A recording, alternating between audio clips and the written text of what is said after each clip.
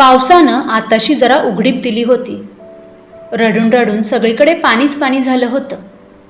जणू ढगांना झालेल्या दुःखाचा डोंगर नेवण्यासाठी ते धायमकलून रडले असावेत. ढगांनी जमिनीजवळ आपले दुःख व्यक्त करून मन मोकळे केल्यामुळे जमिनीही सुखावल्या होत्या. नेहमी आपले अश्रू दाबून ठेवणाऱ्या, डोळ्यांच्या कडांपर्यंत आलेल्या अश्रूंना खाली न पडू देणाऱ्या ढगांवर जमिनी नेहमी रुसून असायच्या. सुरकुतल्या चेहऱ्यांनी ढगाच्या दुःखाची सांगता ऐकण्यासाठी त्याची वाट बघायच्या. पण यावेळेस मात्र ढगांनी आपल्या अश्रूंना वाट मोकळी करून दिली होती. कदाचित जमिनींना त्यानं आपलंसं मानलं असावं. निसर्ग हा या पृथ्वीवर असणाऱ्या प्रत्येकाला आपल्यात सामावून घेतो. पण माणूस, गावात पाऊस असो अथवा नसो, निवडणुका या कायम चालू असतात. निवडणुका चालवणाऱ्या लोकांना ना ओला दुष्काळ असतो, ना सुका कोरडा दुष्काळ असतो. त्यांच्यासाठी फक्त मतांचा दुष्काळ महत्त्वाचा, आणि तोही फक्त समोरच्याच पार्टीत पडावा असं त्या प्रत्येक पार्टीला नेहमी वाटत असतं. असं म्हणतात, प्रत्येक माणसात काहीतरी कौशल्य हे असतंच, फक्त ते ओळखण्यासाठी तो अनेक संध्यांची वाट पाहत असतो. इथं संध्यांची हे यासाठी म्हटलं कारण बऱ्याचदा माणसाला एका संधीत त्याचं कौशल्य ओळखता येत नाही. ज्याला ते ओळखता येतं तो कदाचित नशीबवानच. असंच हे निवडणुकांचं पेव फुटलं एका कनसेवाडीत. निवडणुकीसाठी दोन्ही पार्ट्या या तयारच होत्या.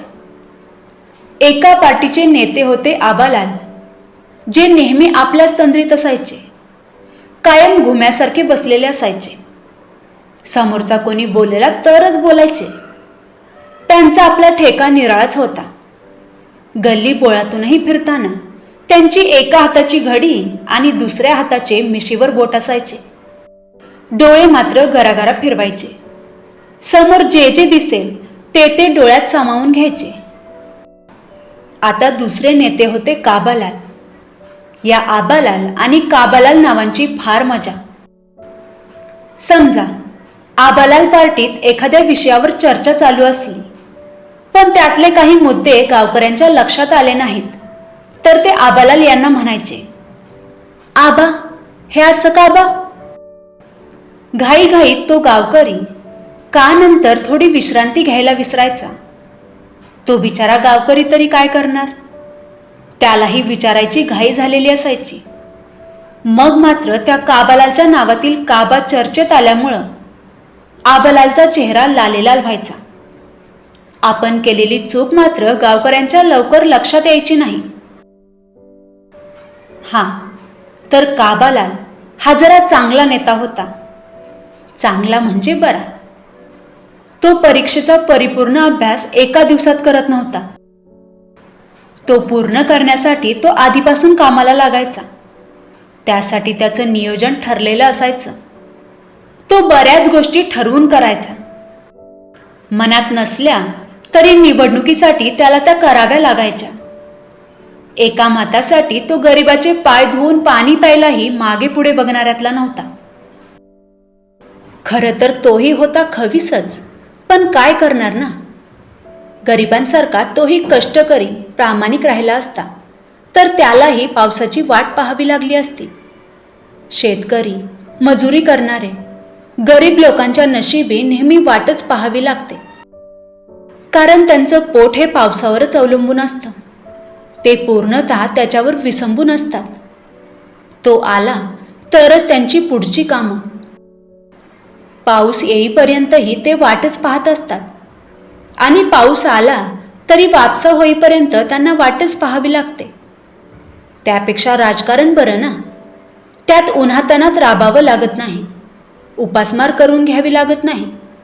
हां, पण एक गोष्ट आहे, त्यांना जनतेला त्यांच्या तोंडावर गोड व्यवस्थित बोलण्याचे कष्ट तेवढे घ्यावे लागतात. काबालालनं निवडणुकीची पूर्ण तयारी केली होती. प्रत्येक गोष्टीचं त्यानं व्यवस्थित व्यवस्थापन केलं होतं. पण आबालालची गत मात्र एक रात की पढाई, फक्त पास होण्यापर्यंतच नाही अशी झाली होती. त्याची तयारी ही जनतेच्या मनात घर करणं नसून काबालालनं बनवलेली घरं मोडण्याची सुरू होती. आबालाल आणि काबालाल यांचं राजकारण जसं रंगलं होतं तसंच राजकारण रघूच्या घरातही चालू होतं.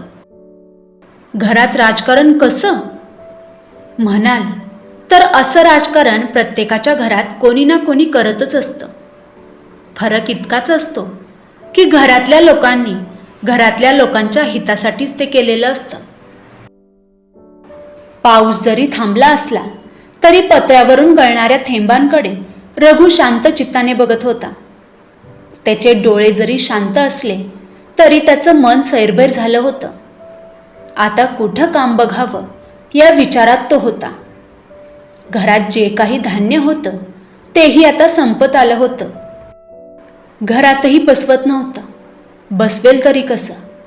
घरात असणाऱ्या लहान लहान मुलांची वाळलेली तोंड बघून त्याला कसंसं वाटत होतं. आणि त्याबरोबर घरात हे नाही ते नाही याचं जातं सुरूच होतं. घराबाहेर पडल्याशिवाय ते बंदही पडणार नव्हतं. बायको काही पैसे गाठीच बांधून होती, पण जे होते तेही पैसे तिने खर्च केले असते तर रघु निश्चिंत झाला असता. ते संपेपर्यंत त्याने कामही शोधलं नसतं. यासाठी तिचं हे निराळं राजकारण चालू होतं. कसं हो मग? काय करायचं आता? घरात तर आता काहीच नाही राहिलं, सुवर्णा म्हणाली. रघु कपाळावर आठ्या आणत म्हणाला, काय कर म्हणतीस बाई मग? सुवर्णा म्हणाली, काय करू म्हणजे?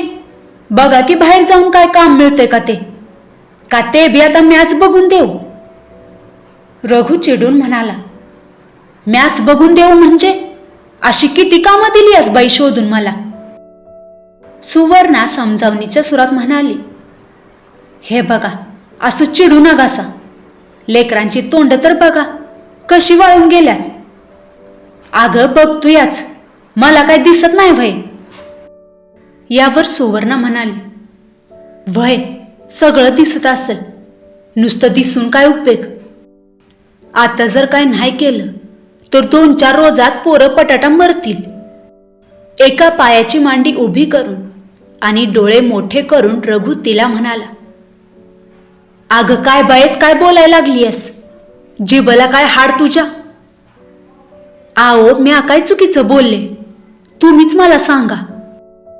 आपण 1-2 तिथं 4 रोज उपाशी राहू, पण ही लेकरं? एवढं म्हणून तिनं पोरांच्या डोक्यांवरून हात फिरवला. म्या तरी एकटा काय करू? रघुचंही बरोबर होतं.